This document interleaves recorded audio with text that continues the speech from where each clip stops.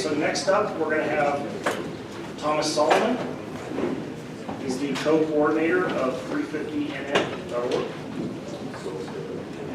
He retired after a 34-year career with Intel,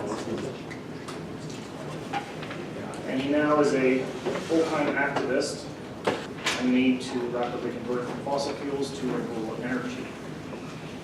And Tom will be talking to us today about the Renewable Portfolio Standard.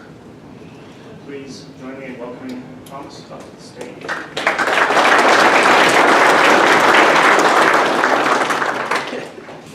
All right. Thank you so much for inviting me. My name is Tom Solomon. I'm a retired electrical engineer, worked for Intel for 34 years in semiconductor manufacturing in Silicon Valley and then here in Rio Rancho. I was the program manager for the construction and ramp of Fab 11X in Rio Rancho, built that in the year 2001 and retired in 2011. I'm going to talk to you today about a plan to convert New Mexico to 100% clean renewable electricity, which has as its centerpiece the Renewable Portfolio Standard for the state of New Mexico.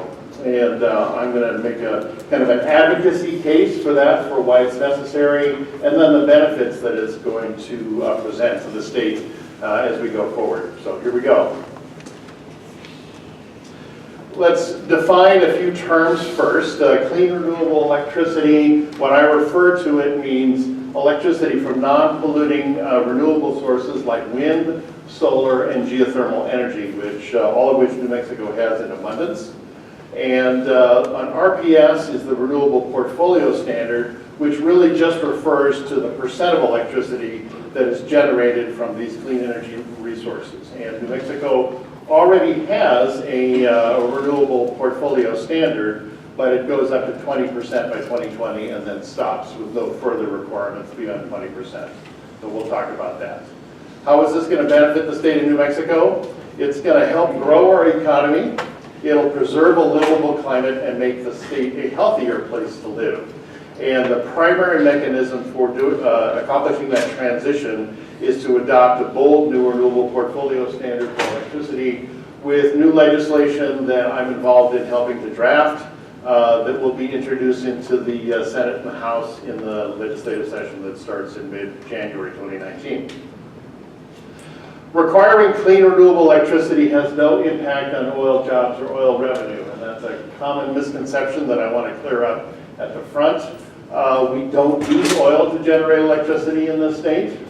We use a small amount of natural gas, but the vast majority of the natural gas produced in this state is used for, home heating or export or industrial uses, but is less than 7% of the natural gas production in the state of New Mexico goes to actually produce electricity in the state for our own consumption. So it's a fairly minor component of the whole mix. So, why 100% clean renewable electricity?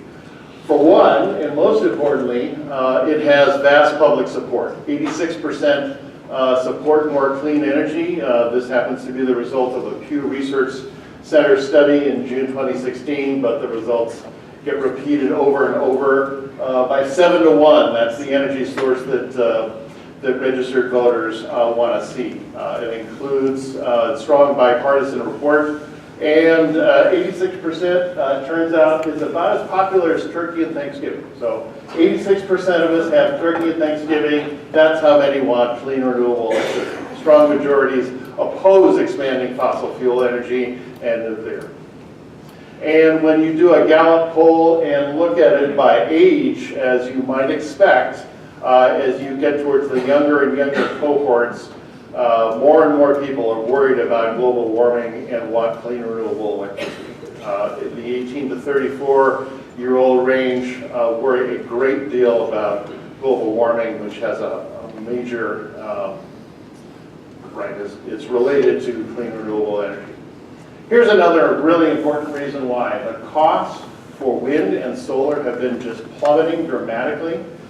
If your opinion about how costly renewable energy was formed 5 years ago or more, or even 2 or 3 years ago, is obsolete, because wind costs have been dropping by 60 7% over the last 8 years, solar's dropped by 86%, and that trend just continues as we get more and more learning and the production goes up and the economies of scale take over. And on a levelized cost of energy basis right now, onshore wind is the cheapest form of electricity. Utility scale thin film solar photovoltaics is the second cheapest according to Lazard Investments in Banking. So it is now the cheapest source of new electricity, wind and solar is. And let's get into the global warming picture. So this is data from NASA. This shows you what the warming looks like relative to a mid-century baseline.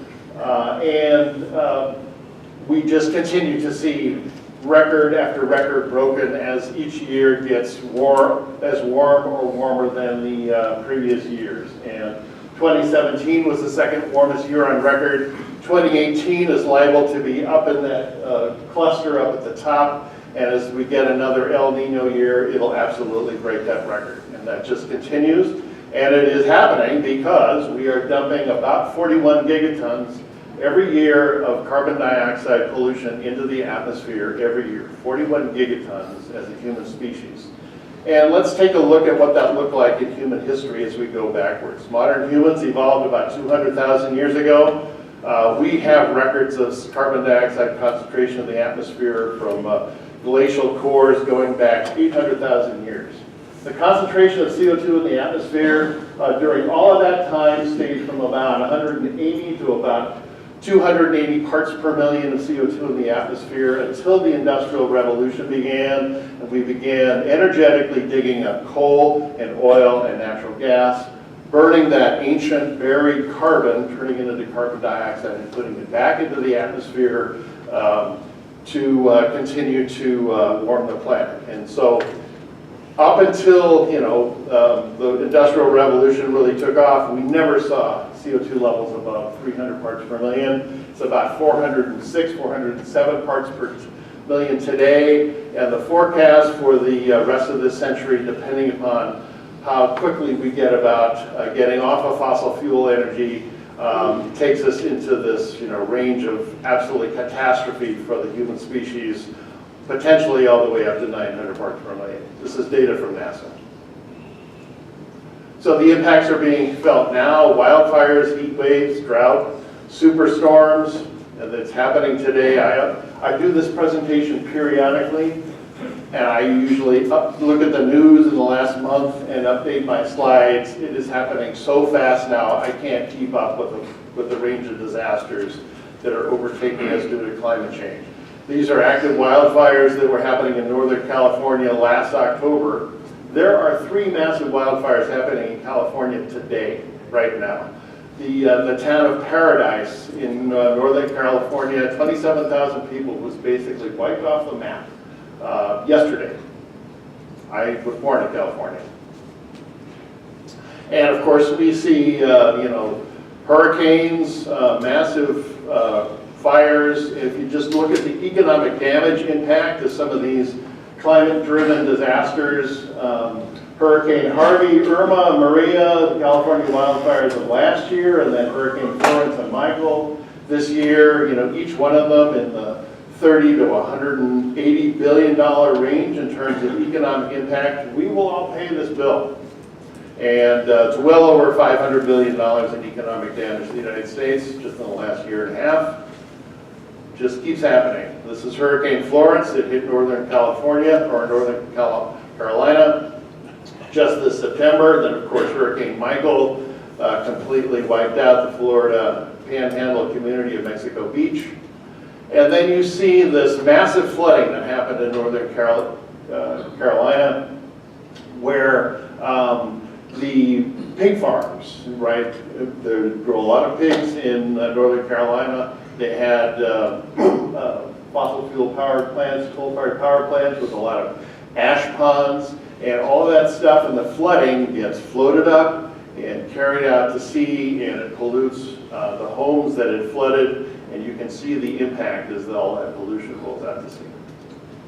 So this is why hurricanes are getting worse and worse due to global warming. About 93% of all global warming heat is going into the ocean. Of course, it makes the waters warmer.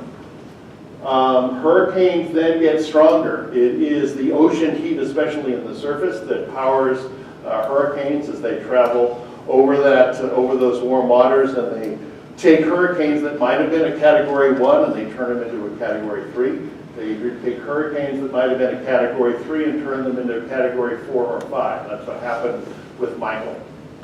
And of course, as these hurricanes travel north, they would have petered out normally as they go north over the colder and colder waters, but when the waters are warmer, farther north, they last longer as they go north. That's one reason why we saw, for example, Hurricane Sandy hit the Northeast just a few years ago. Other impacts of global warming, they increase evaporation, causing more rainfall, and they increase the air's moisture carrying capacity to hold more moisture so that when it does rain, we get these devastating storms. And in addition to that, the melting Arctic ice cap is actually slowing the jet stream. There was an article published in, I think it was Nature Climate Science by Michael Mann just within the last week, showing what the impact of the melting Arctic is on the jet stream. It's ended up slowing these storms so that when they hit land, they don't move around as much and they stay and they rain and they rain and they rain. That's what happened to Houston last year. It's what happened to North Carolina in September of this year. All of these things make hurricanes worse due to global warming. Heat waves and drought increase wildfires, of course.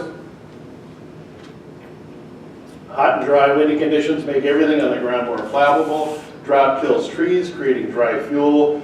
This is just earlier this year. I didn't even have time to update this slide. This is the Carr fire near Redding, California, where 230,000 acres killed 8 people, $1.7 billion, 1,000 homes, probably a lot more than that were destroyed in Paradise yesterday. And they created these new things, this new category of disaster called fire tornado, fire vortex. And this is what happened to the town of Paradise yesterday. 27,000 people just destroyed. That's before and after shot of McDonald's, gone. And so, in addition to that, right here in New Mexico, the combination of the warming planet, the shift in the rainfall patterns due to the shift in the jet stream is causing increasing levels of drought in the American West. And it turns out the Four Corners region is the epicenter of drought in the state, or in the country of the United States, significantly impacting both New Mexico and Colorado, but Utah and Arizona as well.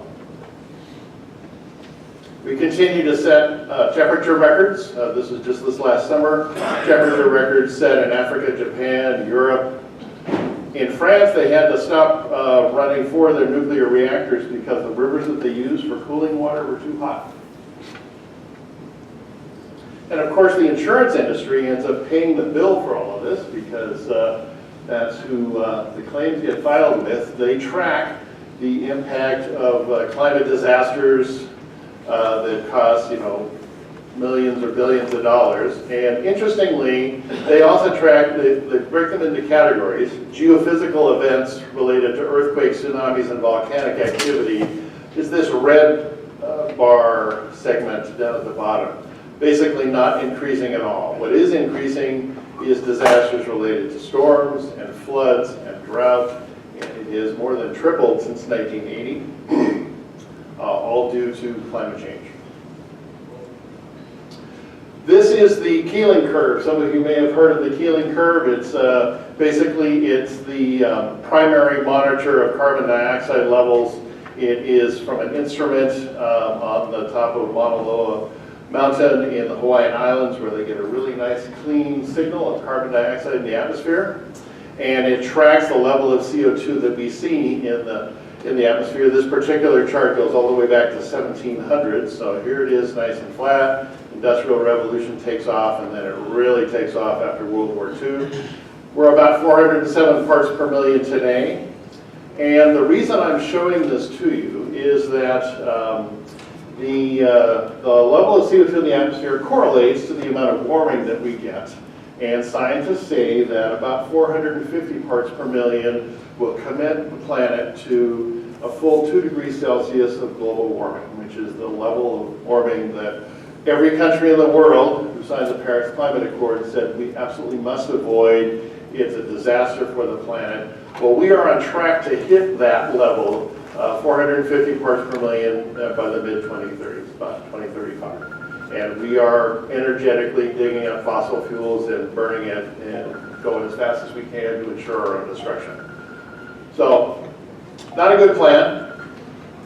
What we need to do instead is to basically stop burning fossil fuels, bend that curve over, stabilize the amount of CO2 in the atmosphere to have any kind of a chance of preventing the worst effects of global warming.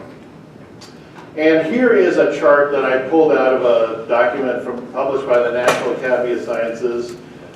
Basically, the world scientists, or the US scientists, got together, I think 2011, and said, well, all of our warnings to the Congress, the people, haven't had an impact. We're not doing anything about it, so we're going to have to look at what happens to the world as we get to 1 degree, 2 degrees, 3, 4 degrees Celsius of full warming. And this is one of the most impactful charts that I found out of there, which is the impact of global warming on food production worldwide.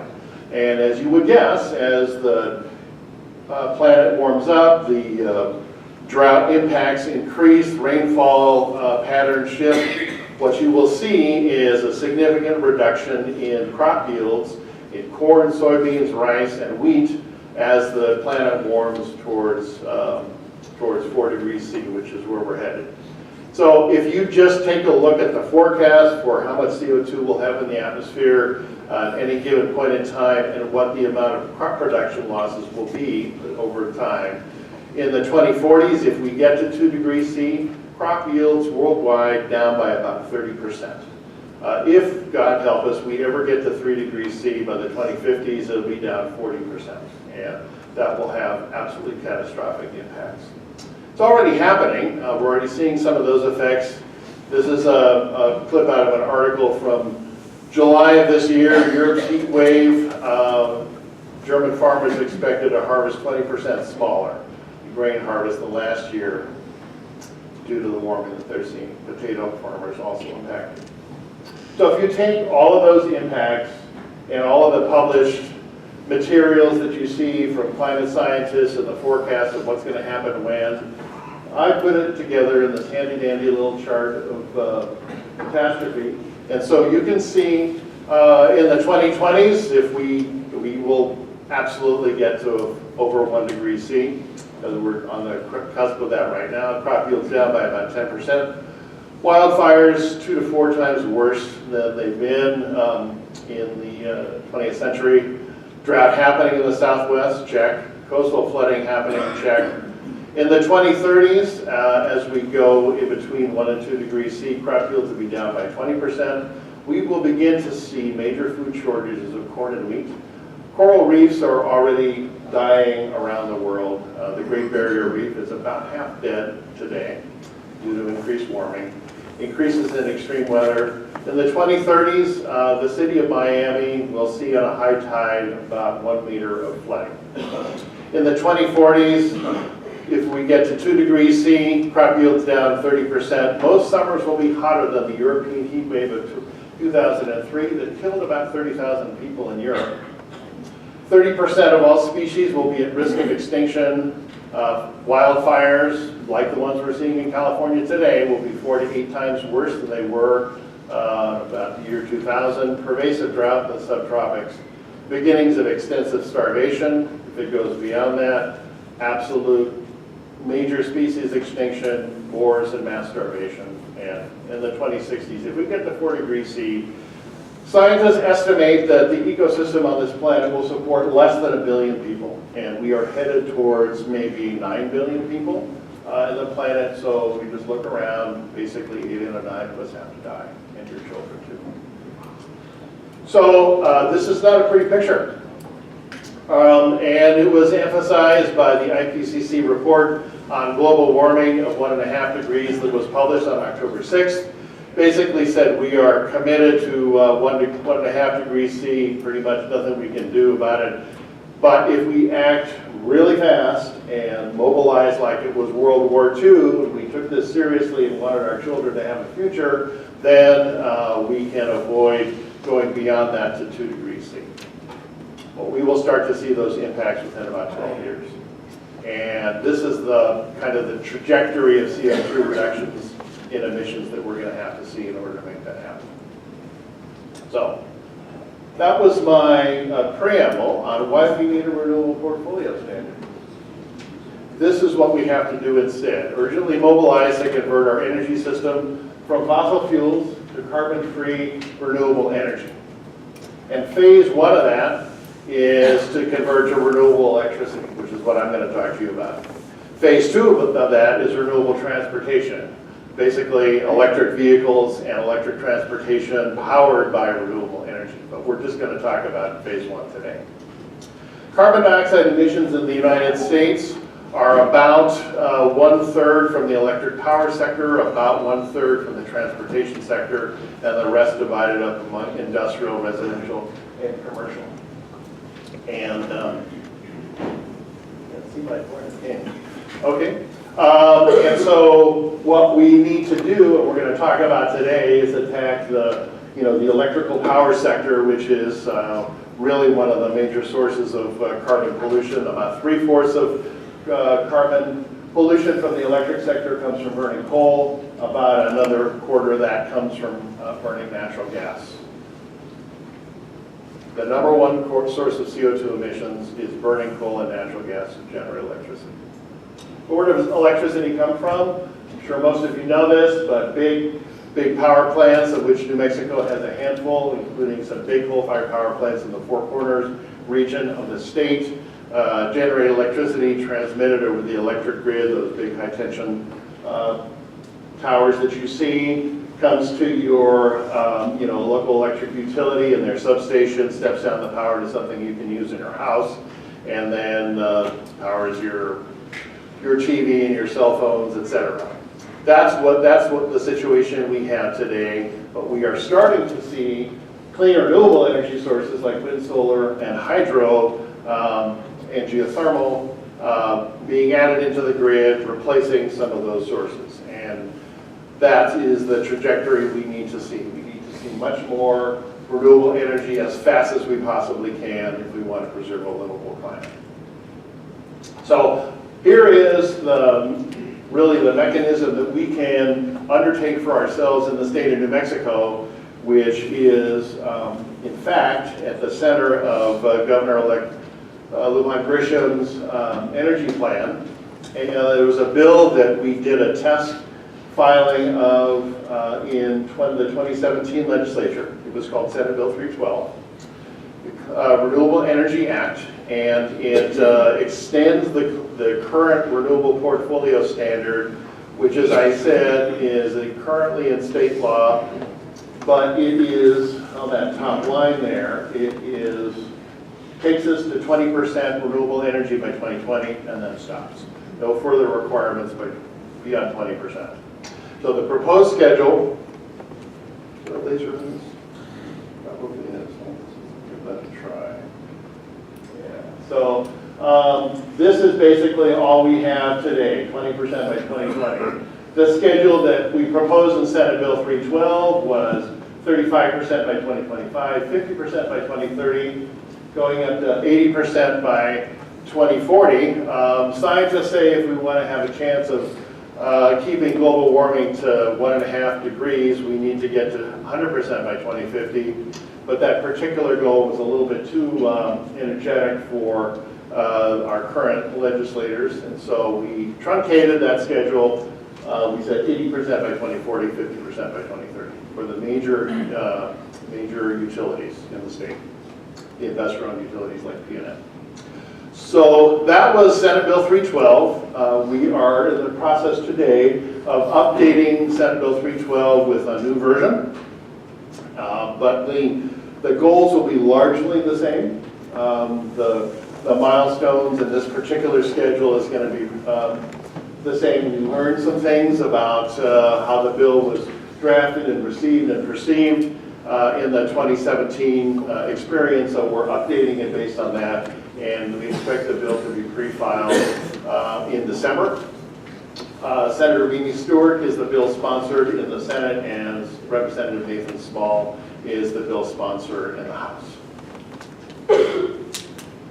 So just in terms of perspective, you know, when New Mexico first introduced and passed this renewable portfolio standard 20% by 2020, in the early 2000s, we were a leader in the state, in the United States. New Mexico was a leader in terms of commitment to renewable energy. Since that time, many, many other states have exceeded us, surpassed us, and have much stronger renewable portfolio standards on the books than does New Mexico. In fact, 18 states have significantly better RPS policy. So I'll list them down here, including recently this summer, California, which committed to 100% clean renewable energy by 2045. 100%, an enormous state, with the 5th biggest economy in the world.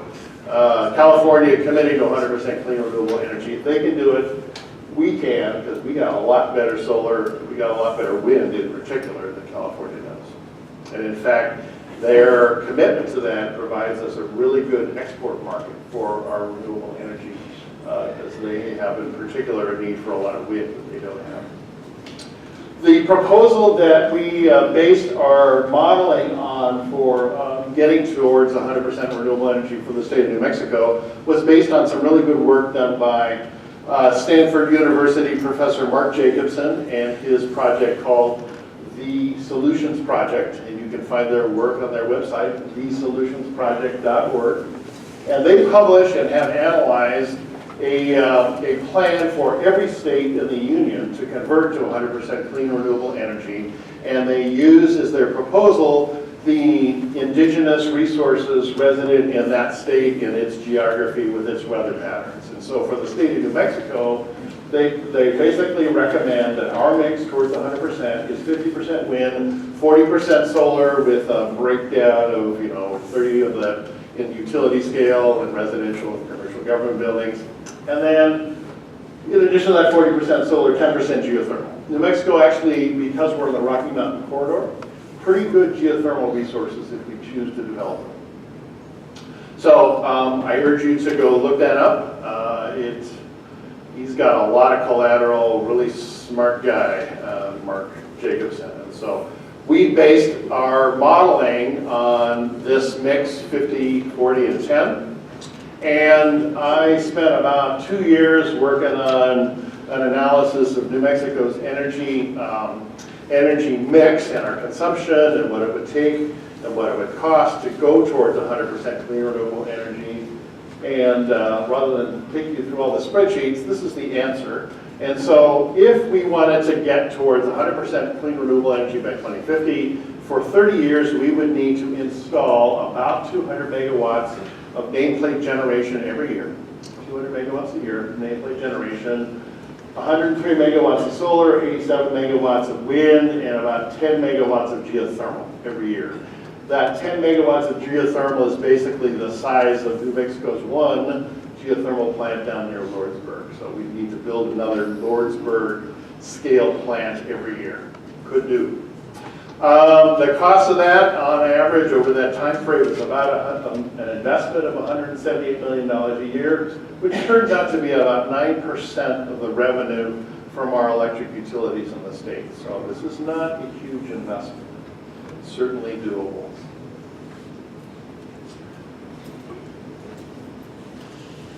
Wrong button. Let's see if I can get this slide moving. There we go. So why is this going to work?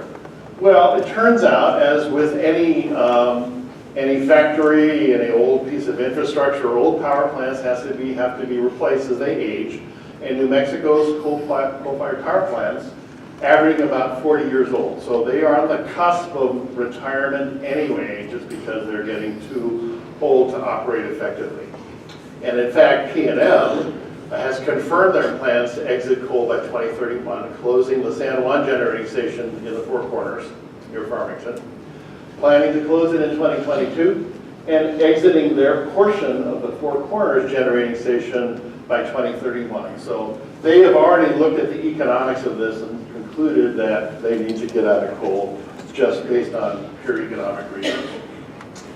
And what a strong renewable portfolio standard law does as P&M closes these aging and old coal-fired power plants is to give them the signal that basically 86% of the population wants them to invest in solar and wind and geothermal, clean energy, as they close down these coal-fired power plants and not to replace them with more fossil fuel generation, which they would like to do. They would like to build more gas-fired power plants because it's what they know how to do. And their business model is incentivized to do that just because of how they make money. So a strong RPS helps them be proactive, replacing coal power with solar and wind, which, by the way, have zero fuel cost. And so utilities would end up doing that major investment. Electricity costs will ultimately drop as you get to zero fuel cost electricity. And of course, we have in the state of New Mexico enormous natural advantages in available land and wind and solar energy and geothermal resources, and a workforce that would love to go work in renewable energy. So here's another way you can look at that analysis. It turns out that at least in the year 2015, according to the U.S. Energy Information Industry, New Mexico spent about $482 million a year just on fuel for electricity, to purchase the coal and natural gas fuel to generate our electricity. And as we convert and invest in clean renewable energy, which has no fuel cost, every 10% of that we add takes 10% off of that fuel bill. So every 10% means another $48 million a year that you're not spending on fuel. And if you just plot these two curves, this is the investment in renewable energy that you need to make every year in order to get towards 100%. It declines every year because the costs continue to go down, as they have for solar and wind, and I put that in the model. And the fuel savings that you get continue to grow. And in this model, by the year 2030, you're basically saving so much on fuel every year that you can pay for all forward investment to get towards 100% just on the amount of money that you're no longer spending on fuel. So the benefits it'll bring: jobs of the future in a growing economic sector, replacing jobs of the past, cleaner air, cleaner water, less water consumption, because those coal-fired power plants boil water to create steam, and they need to use water to do the cooling, and it consumes a lot of water in the state of New Mexico. And by the way, the pollution from coal-fired power plants in particular cause increases in emphysema and asthma and heart disease to the New Mexicans who have to breathe that. And by the way, in our state budget, we spend about $934 million on Medicaid, 15% of the budget. And as we make our populace healthier, we will have to spend less of that. And by the way, it'll help stop climate change. New Mexico has great solar and wind resources. We are number 12 in the nation in terms of wind resources, especially on the eastern plains of the state and in and around the town of Vaughn, New Mexico. And we are number 2 in terms of solar resources in the state. Only Arizona is a sunnier state with more solar energy that we can take advantage of. And that is in fact what we're doing. We are building out a significant amount of solar wind, but not enough and not nearly fast enough. This is the geothermal resource map of the United States, and Colorado absolutely swimming in geothermal resources, but New Mexico's got some pretty good areas that we could develop too, and that is where we have our one generating station down near Lordsburg, slated to be a 10 megawatt plant, not quite there yet. The New Mexico solar industry is a major employer in the state, 2,500 jobs, 76 solar companies. Median wage for a solar installer is about $20 an hour, not bad. A lot of companies clustered in and around New Mexico. And the solar state worker demographics, pretty diverse workforce, 45% women. in the solar industry. So forward to that. This is a very interesting chart because this is the U.S. chart of wind resources. And one thing I want to point out, California, of course, committed to 100% clean renewable energy by 2045. They're going to need a lot of wind power, but they don't have it. They have already, I used to live in California, you can see Altamont Pass in the 1980s, just the hillsides covered with wind turbines. They've already built out the available wind resources that they have, at least onshore. And they don't have too much more. But what is the closest windy state to California? New Mexico. So in terms of getting that wind energy to that major market to our west, New Mexico is staged really well to take advantage of that. And that is, in fact, what we're doing. A lot of the wind development that's happening in the state of New Mexico is for export. And it's for export to the California market because they're the ones who need it. And it turns out that New Mexico is the #1 fastest growing state in terms of wind energy development in the last year. We grew 51% in 2017, added 1.6 gigawatts of nameplate production, fastest in the U.S., and we were staged to more than double that by 2020. But that was before they announced the Corona Wind Project, which was just by itself another 2.2 gigawatts. So we're staged to quadruple that in the next few years. And it is a booming industry in the state of New Mexico. We just need some more transmission. And you know what? We could use some more wind turbine manufacturing. So if we had a state government that wanted to go after the wind turbine manufacturers and saying, you're building a lot of wind in the state of New Mexico, but you don't have any wind turbine manufacturing here. You don't make the blades, the towers, the nacelles, the gearboxes, the generators, anything. We are one of only 3 states in the nation that don't have any wind turbine manufacturing. So I would claim that this is a very big economic development opportunity for the state. And so what happens to the state's economy as we convert towards 100% clean renewable energy? We actually commissioned a study from the Union of Concerned Scientists. They published it in October of 2017. You can find it, Committing to Renewables in New Mexico.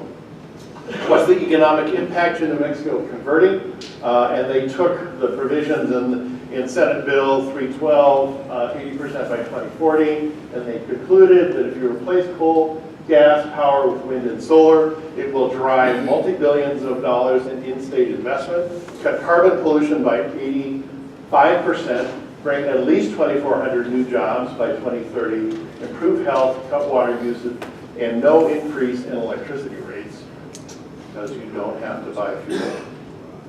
So, in summary, clean energy sector in the world, and especially in New Mexico, is really booming, and prices have dropped so much to make solar and wind the cheapest sources of new energy. We have absolutely world-class solar and wind and geothermal ready to develop, but we need a state policy, a renewable portfolio standard, to tell the utilities, which are state-regulated monopolies. There is no free market in the electricity sector. You can't go out to PG&E and say, PG&E in California, I want you to buy your electricity for New Mexico. Not an option. They are regulated monopolies by the state. So if they are to follow what their customers want them to do, they need to be regulated by our representatives in state government to transmit our desires onto their mandate. And that's what a renewable portfolio standard does. Let's do that. Let's spark an investment boom in clean energy in the state, bringing thousands of good jobs. Commit our state to clean renewable electricity, 50% by 2030, 100% by 2050. And just a reminder, renewable electricity has no impact on oil jobs or oil revenue. You don't use oil to generate electricity. Thank you. So I have time for Q&A, and I have quite a few. I've presented this topic, I would say, to 3 interim committees, probably 36 times, various audiences, and there's a lot of questions that come up. So, sir, it's your first one. Mr. Sullivan, Yeah. I'm trying to figure out how to make this a question, so I guess I'd like you to respond. Sometimes the solution isn't in the problem, the solution's in the solution. According to the UN, in 1400 AD, there were less people on Earth than there are in the United States. Bill Gates, not too long ago, said he thought nuclear was the only possibility due to population growth. What you're dealing with is one of the consequences of the population growth. Sure. I mean, I know the good book said, go forth and multiply. But when you tell me to go paint the house, after a couple of coats, I can quit. You know, after 7 coats, you say... So is your question, why don't we pursue nuclear energy? My question is, I think you're dealing with the wrong solution. Okay. That is one of the questions I routinely get, so let me show you my backup slide. So why not nuclear? Turns out nuclear energy is one of the few sources of electricity that has a negative learning curve, meaning the more nuclear power plants you build, the more expensive the next one is. Nuclear energy is basically, there are many, many reasons why nuclear energy is problematic. For the purposes of just answering your question very quickly, it's not economically viable. It is I'm not just... talking about nuclear energy, I'm talking about less people. Okay. Well, here's an answer. If we continue on the path that we are on, we will drive less people in the planet. So we will take care of this problem ourselves. All right? Let's not do that. Here's a question right here. Yes, next question. Go ahead. Based on a pair of 1 megawatt plants that are up in Santa Fe that I'm acquainted with, to replace the Four Corners power station and generate enough energy in a short winter day to take us through a long winter night, assuming you had some magic way to store the energy, would take 16,000 acres to replace that. That's 25 square miles. That's most of the Rio Preco, which we probably have, but back east they don't. And they've got a lot more people back there that burn a lot more energy, and they need a lot more air conditioning. What do you do about storage? We can't get to 100% energy unless you can store it at night on a windless, sunless night.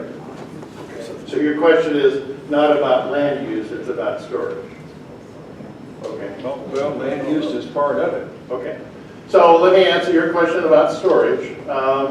There was an article came out this morning out of California that said there's I think it was PG&E, it might have been Southern San Diego Gas and Electric, basically said they have committed to building 3 giant battery storage farms, I think probably going to be powered by nuclear energy, and they are going to build them to replace what they were going to plan, which was gas-fired peaking electric plants. So we are on the cusp of having battery-powered storage cheap enough to replace gas peaking plants. The cost of lithium-ion battery storage is dropping at 20% per year. 20% per year. And it's dropping at 20% per year because of the enormous investment that China in particular is making in driving their transportation sector towards 100% renewable energy electric vehicles. And so as battery storage gets cheaper and cheaper, it will just become a natural solution. But you don't need battery storage yet. You probably need battery storage when you get beyond 50% penetration, maybe 60 or 70, because it turns out that wind and solar are complementary to each other. And if you have a grid, a smart grid with solar energy that peaks in the summer during the day and wind energy that peaks in the winter and at night, and you add those two together, you end up with a largely flat energy generation profile. And then there will be some gaps, like you say, maybe on a on a not windy winter day where you're going to need some storage. We will probably need to get to that point in 20 years and start investing dramatically in storage. But we aren't there yet. And we are still, we're not even at 20% renewable energy in the state of New Mexico. California has already committed to that. They will figure out a way to do that. Hawaii is already committed to 100% renewable energy by about that same time frame. They have published, they've got with their electric utility and put together a plan for how to achieve that goal. So we will need to have some storage solution. It is an overblown requirement. It is not required yet, and the technology and the cost will be there when we need it. So let's just reflect back to what happened in, I guess it was 1961, right? President Kennedy committed this country to get to the moon in a decade, in 1961. We know more today about how to convert to 100% renewable electricity in this country than President Kennedy and NASA knew in 1961, and they did it in less than a decade.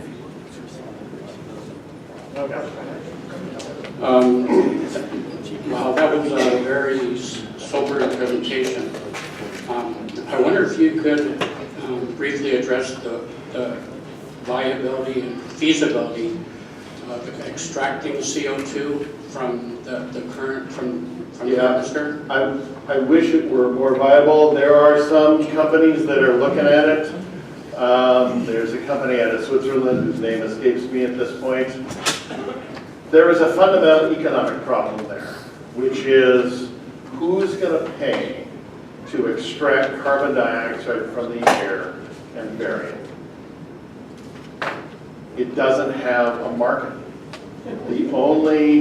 The best way to get carbon dioxide out of the air is to stop putting it there in the first place. So I wish carbon dioxide removal technologically was a viable technology. I actually did an analysis once that said, how many algae farms would you need in order to pull out CO2 and turn it into algae, which you can process and turn into actually biofuel, and then you pump that biofuel back underground, and it was like, I don't know, it was $178 trillion, and you would need to cover most of the state of Texas in algae farms. Some people may not object to it, but it's just, it's a solution without a market. The only way to pay for that would be taxes, right? It would need to be a government-run program, build massive carbon dioxide extraction plants, and pump that underground, and you have to get the people in the Congress to agree to that, and that's just a hard road to hoe. But some of the technologies do exist, right? They're being developed. Tom, your model shows that if we are to get to 50% by 2030, you're showing 50% wind. Given that best wind is only in Lincoln and Torrance counties and Roosevelt counties, have you estimated the amount of new transmission lines that would be required if we are to use 50% wind? Have you estimated the cost of that, and how do we get there? Yeah. Would you bring Greta back, or what's the solution? I haven't looked at the transmission situation. Certainly, we are building the transmission lines to shift the wind power to California. It can be done. It is obviously economical because if you can if you can find a market for our wind energy shipping, 1,000 miles to California and build the transmission lines for that, you can certainly build the transmission infrastructure within the state of New Mexico. I just haven't done that analysis, but there was no good reason why it couldn't be done if we had the will. Thank you for that excellent presentation, very thought-provoking. I have probably 10 questions at least, but I'll try to zero in on a couple. Okay. One is a philosophical. There's a poll you put up about the gallon. We're engineers. I would challenge philosophically as engineers, do we choose to design based on poll what the public wants designed, or do we use science and engineering and physical laws? So that's more of a philosophical, but you also had showed a stat up there for, I think it was 87 megawatts of wind power, $170 million or something. I think the Sagamore Wind Farm, our company's working on the New Mexico advisor part of that. I think it's a $1.2 billion for 220. So I just wonder about the numerical cost you showed there, I think, for the wind farm generation. And then renewable energy on batteries, lithium. So a couple of challenges. It can take as much as 12 to 20 years to get the environmental permitting passed to just put in an electrical power transmission line.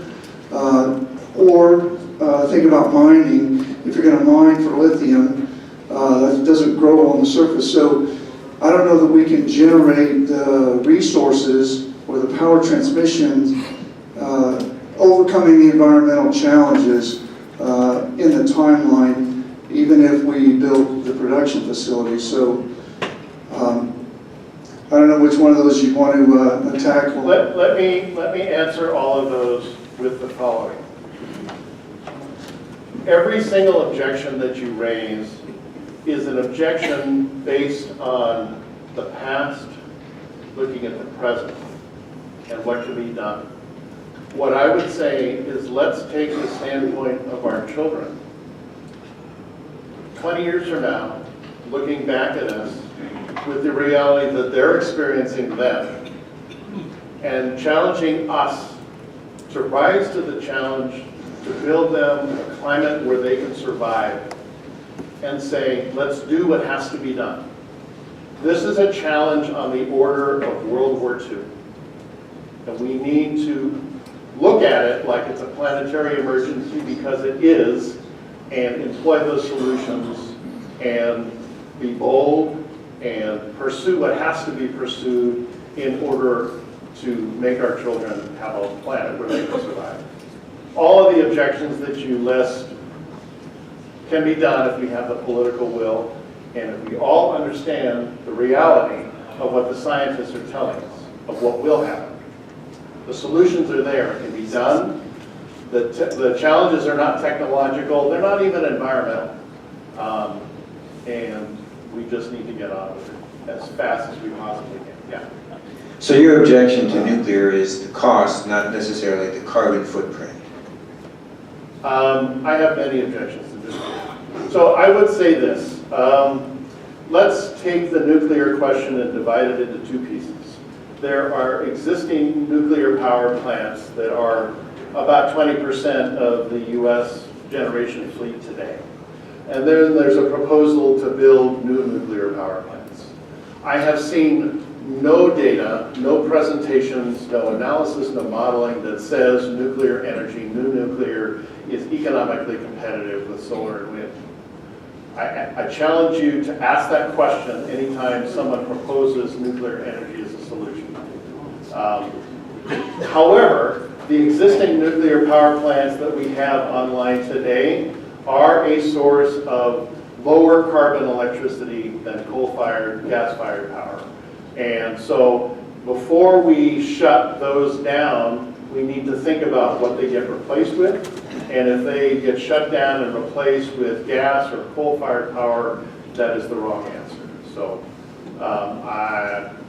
as much as I don't like that answer, we probably need to find a way to extend the existing nuclear fleet until we have made substantial progress on building renewable energy. Got one over here? Yeah. I'm sort of worried about unintended consequences of all these actions. Okay. One thing, we're taking a very narrow view of New Mexico only and energy production in the United States only. What about the total environmental cost from production of the PV systems, the PV cells, the batteries, the lithium mining extraction, all this worldwide impact to the total environment? Compared to what? What we have now. Are we Compared to what we have now, which has worse? generated an enormous oil spill, at least for oil in the transportation sector, that destroyed a good portion of the ocean life in the Gulf. that continues to devastate communities in northern and southern New Mexico with vast fields of fracking, which generates coal-fired extraction in, for example, the Appalachian region, where we blow the tops off of mountains and take all of that spillage and fill in the streams and the mountainsides next to them just to get to the coal. There are enormous environmental costs to the current status quo for the use and extraction of fossil-generated power. The environmental costs of going to renewable energy are trivial, trust me, compared to the costs that we have today that will be attenuated as we convert from that model to the future. There are, if you go towards the solutionsproject.org, they have analyzed that. The land footprint in particular is very small. Just by comparison, you could take a section of the state of New Mexico, if you were to concentrate all of the photovoltaic panels into just one area, which of course we won't do. You could power the entire country of the United States in a PV array about 60 miles on a side. You could power the entire United States with photovoltaic energy with a photovoltaic array about 60 miles on a side. And I made that statement once to an interim panel, and I said, just take something around the boot heel of New Mexico and cover it with solar panels. Unfortunately, one of the legislators represented the boot heel. They kind of objected to that model, but you could do that. One more over there, and then the last one over here. Is one? Yep, one over there. One thing that I noticed was missing from the presentation was a consideration for concentrated solar power, like the plant near Tonopah. Right. Is that something that you're considering including in the solar stats moving forward? Yeah, so concentrated solar thermal is a technology where, for example, there's a great example at Ivanpah in Nevada, Southern California, outside of Las Vegas, where you've got an enormous field of mirrors and a big tower that is a receiver, and the mirrors track the sun, and it's kind of like, burning an ant with your magnifying glass. Anybody here did that one before? Yeah. And so you concentrate all that power, and you heat up a fluid, and that fluid is a source of heat to drive, a steam turbine. That's concentrated solar power. I have looked at concentrated solar thermal a few times, and my conclusion is that it just can't compete economically. Maybe it can, but the alternative, which is photovoltaic, is the cost for PV are dropping so fast, like 15–20% a year, for a technology where basically the active layer of a photovoltaic cell is thinner than a human hair. So there's just not much materials cost in photovoltaics compared to, a big complex mechanical system with, towers and mirrors and plates of steel and all of that stuff. I just don't see, and I've never seen a model that shows the cost for concentrated solar thermal dropping anywhere near as fast as they have to compete with PV. I wish they could, because it's a very interesting technology. The fact that you're heating up a molten salt allows you to basically take that thermal energy stored underground, and you can continue to extract heat from it for hours, maybe even 24 hours, and so it's a possible source of storage, but I don't think it competes economically. One last short one. Okay, one last short one. So just clarification, they weren't objections, just observations. But the real question I meant to ask was, on a global scale, even if the United States were to manifest ourselves to 100% renewable, can we alone fix the calamities that you've presented? And if not, what world, how's it going to be managed worldwide? The answer is, of course, we can't do it alone. But the good news is that 195 countries got together in Paris in December of 2015 and looked at the science, some of which I showed you today, and finally said, as a global community, we have to act. We must act. And that report that I just showed you in one of the slides was a result of one of the outcomes of the Paris Climate Conference. And so there are, China, for example, is the largest emitter now of CO2 in the world. They exceeded, because of their economic growth, they exceeded the output of the United States. They are moving much more aggressively than the U.S. is in reducing their carbon footprint. They have basically stopped building coal-fired power plants. They are starting to shut them down. They are the biggest producers of photovoltaic panels in the world and aggressively installing wind energy. And they are doing it not only because they understand the climate impacts, but because the carbon pollution, especially the particulate pollution from coal-fired power plants, is killing them. The air quality in Beijing, around China, is just devastating. People go around with air masks, and it is it's an issue that their people demand that they have to fix. So China is doing it, India is doing it, the European Union is doing it. What we need to make sure of is that the global South, Africa and South America, as their economies start to grow, that they don't make the mistake that we did and that China and India have until recently, and invest in coal power as a cheap energy solution, and instead invest in renewable energy, which they are beginning to do. So, but it's a very good question. We clearly, this has to be a global solution. The good news is that it's starting to look like it will be. All right. Thank you, Thomas. Thank you.